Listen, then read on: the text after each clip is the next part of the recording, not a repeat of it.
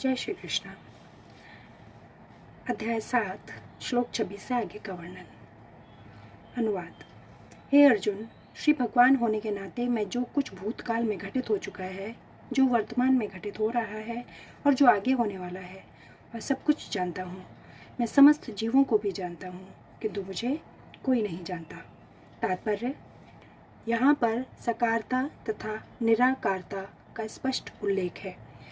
यदि भगवान कृष्ण का स्वरूप माया होता, जैसा कि मायावादी मानते हैं, तो उन्हें भी जीवात्मा की भांति अपना शरीर बदलना पड़ता और विगत जीव के विषय में सब कुछ विस्मरण हो जाता। कोई भी भौतिक देहधारी अपने विगत जीवन की स्मृति बनाए नहीं रख पाता, नहीं वह भावी जीवन के विषय में या वर्तमान जीवन की उपलब्धि के विषय में भविष्यवाणी कर सकता है। अतः वह यह नहीं जानता कि भूत, वर्तमान तथा भविष्य में क्या घट रहा है। भौतिक कल्मश से मुक्त हुए बिना वह ऐसा नहीं कर सकता।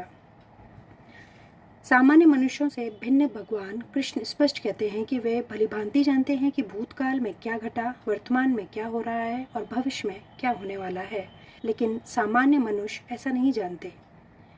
चतुर्थ अध्याय में हम देख चुके हैं कि लाखों वर्ष पूर्व उन्होंने सूर्यदेव विवस्वान को जो उपदेश दिया था वह उन्हें स्मरण है।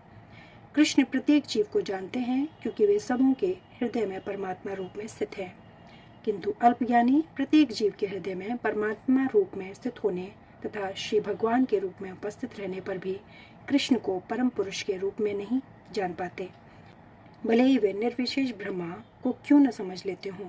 निसंदेह श्री कृष्ण का दिव्य शरीर अनश्वर है, वे सूर्य के समान है और माया बादल के समान है। भौतिक जगत में हम सूर्य को देखते हैं, बादलों को देखते हैं और विभिन्न नक्षत्र तथा ग्रहों को देखते हैं। आकाश में बादल इन सबों को अल्पकाल के लिए ढक सकता है, किंतु यह आवरण हमारी दृष्टि तक ही सीमित होता है। सूर्य, चंद्रमा तथा तारे सचमुच ढके नहीं होते। इसी प्रकार माया परमेश्वर को आच्छादित नहीं कर सकती।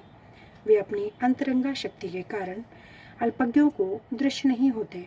जैसा कि इस अध्याय के तृतीय श्लोक में कहा गया है कि करोड़ों पुरुषों में से कुछ ही सिद्ध बनने का प्रयत्न करते हैं और सहस्त्रों ऐसे सिद्ध पुरुषों में से कोई एक भगवान श्री कृष्ण को समझ पाता है, भले ही कोई निराकार ब्रह्मा या अंतर्यामी परमात्मा की अनुभूति के कारण सिद्ध हो ले, किंतु कृष्ण भावनामृत के बिना वह भगवान श्री कृष्ण को समझ ही नहीं सकता।